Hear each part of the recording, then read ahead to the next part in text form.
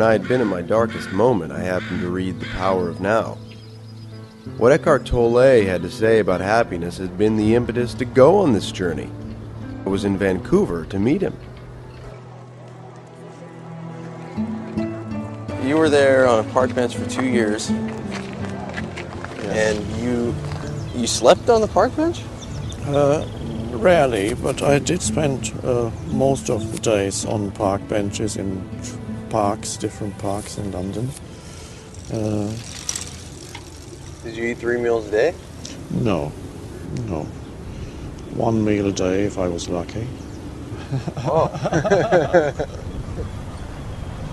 As you sit here, is it possible for you to simply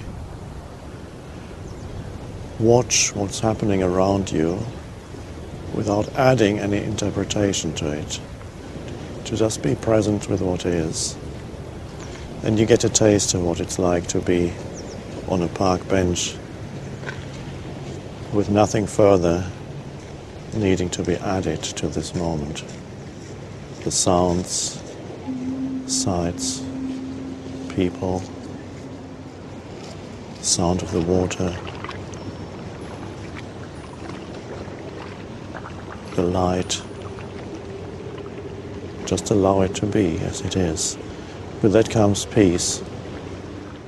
You don't get continuously drawn into events and thoughts and emotions and reactions. You're the wider space in which all these things happen. You're the awareness behind it, without which none of this would be here. It would just be atoms and molecules in space. You are the awareness that enables this entire world to be. And so knowing that that is who you truly are, not through a concept, but through the actual realization of stepping back and allowing the phenomenal world to be as it is at this moment, allowing this moment to be as it is. That takes you deeper into yourself. And you may notice there's a certain peace in the background that happens. An alertness is required for this. You need to stay alert to what is, to sense perceptions and the energy behind sense perceptions, which is the consciousness, the alertness that's there. Without the alertness, you will drift off into thinking. And then you think about the next, what's going to happen to me tomorrow. There is a place for making plans, but not right here on the park bench. This isn't the place for thinking about tomorrow, because you miss all this beauty and aliveness around you. And when you're cold, not to even think about it as a cold. No, it just is. The sensation of it. Don't even need to call it cold. And then that's okay too. It's okay. The reactivity goes out of life. Always against something, of wanting to clutch at something. What about the search for meaning? Now, you notice that just a moment ago you were in that state of alert presence, and it never takes long for another thought to come in and ask a question, because thought cannot tolerate the state of presence. So it will always come in and say, yeah, but what about, I don't quite understand yet. Can you tell me, what does it all mean? So it wants to add something. It wants to control in some way by understanding what this all means. Now, if you can let go, just for a moment, not for the rest of your life, just for this moment, let go of the need to understand anything, so that you're truly present in this moment.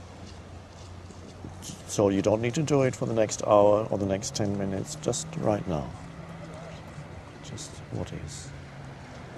But don't forget yourself, because you are the consciousness behind it. You are the space, the presence.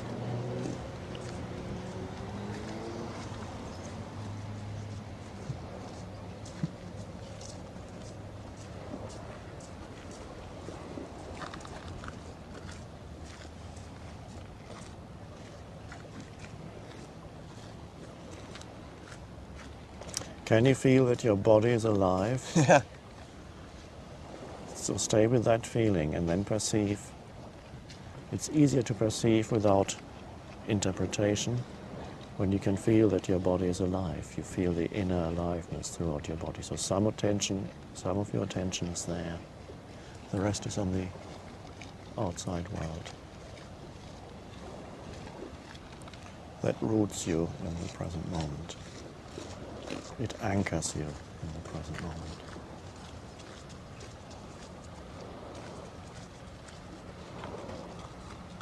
And if a thought comes into your mind, you can watch that also, just the same way as you watch a dog walking past.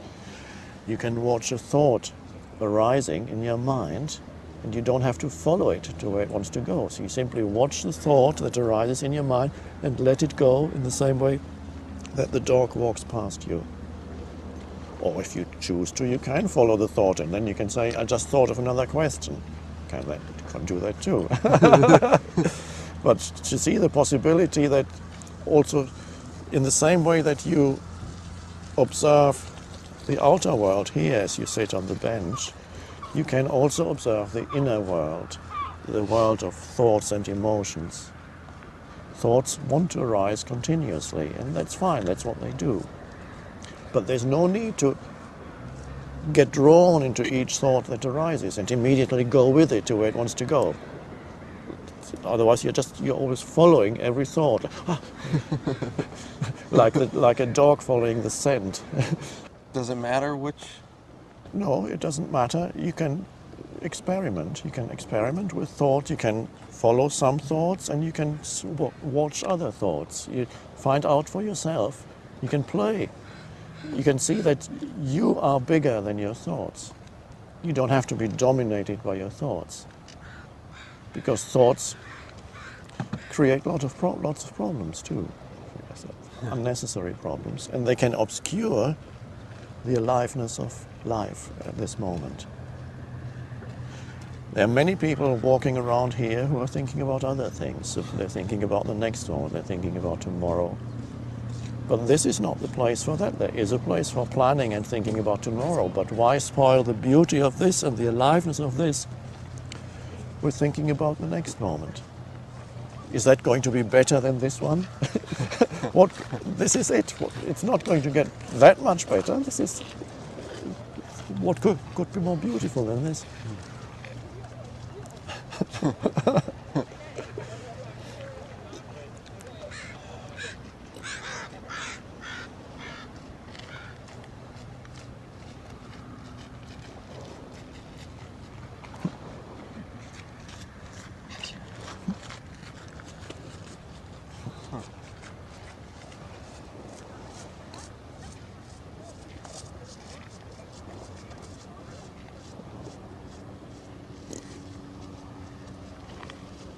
It's the awakening of something within you that is deeper than thought.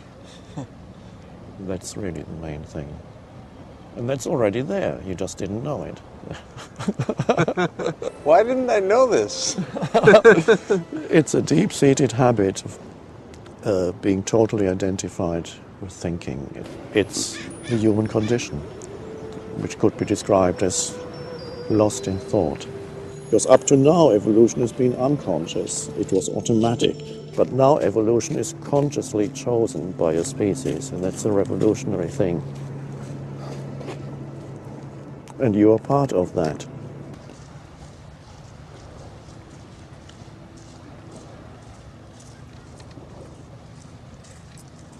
So I can still make movies, I can still have a girlfriend. Oh, yes. Even if I'm conscious. Yes, it's beautiful. It's a playground. You play around with the world. You take action, you relate, but you're not lost in it.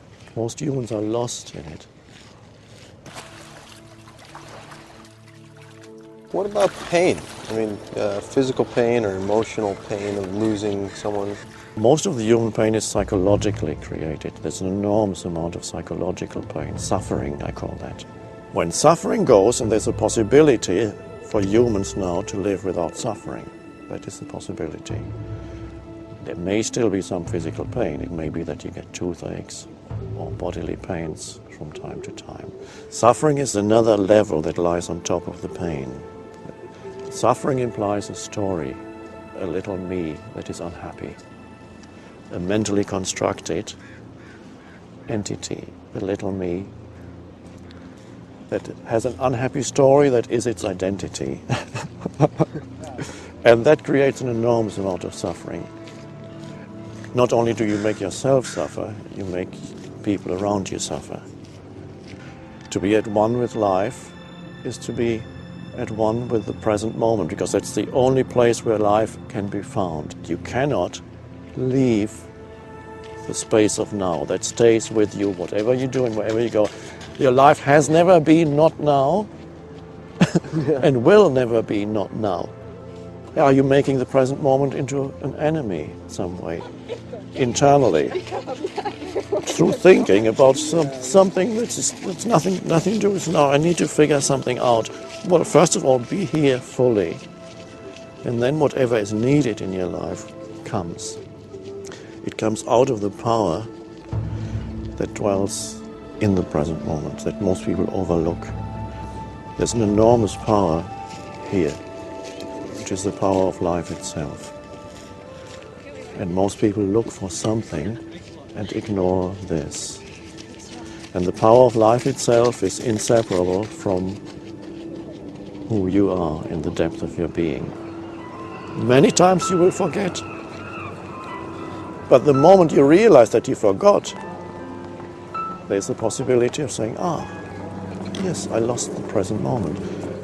And there's the possibility of choosing to re-enter the present moment. The first thing that happens when you re-enter the present moment, you become more aware of sense perceptions. You suddenly, there's a greater alertness.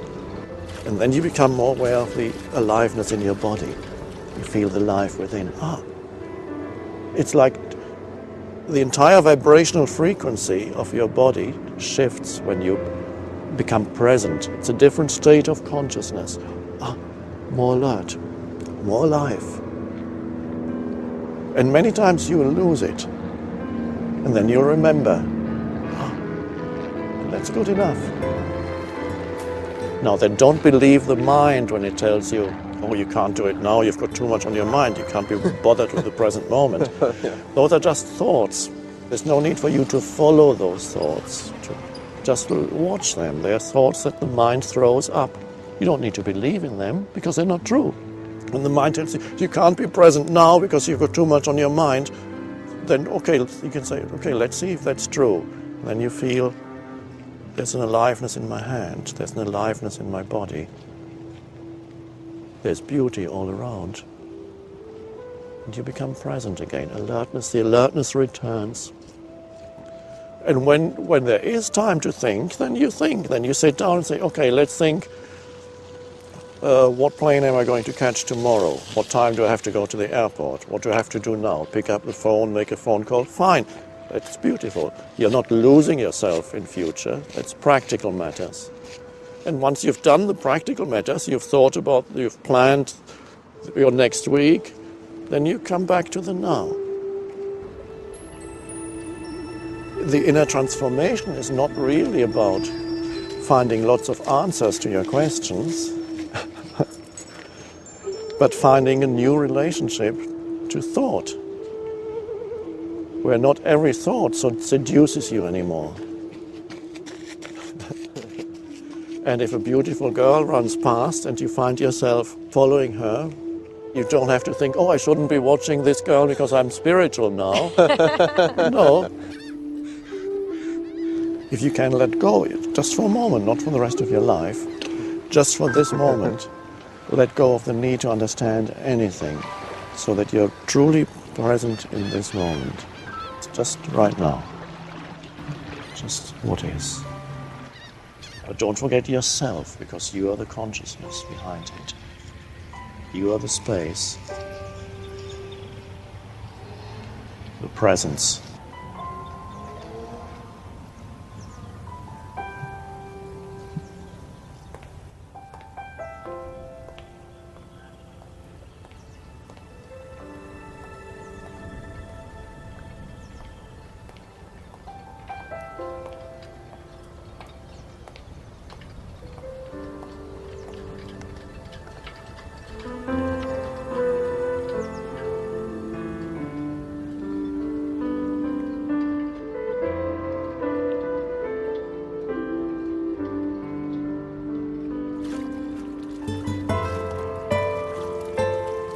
life wants to support you.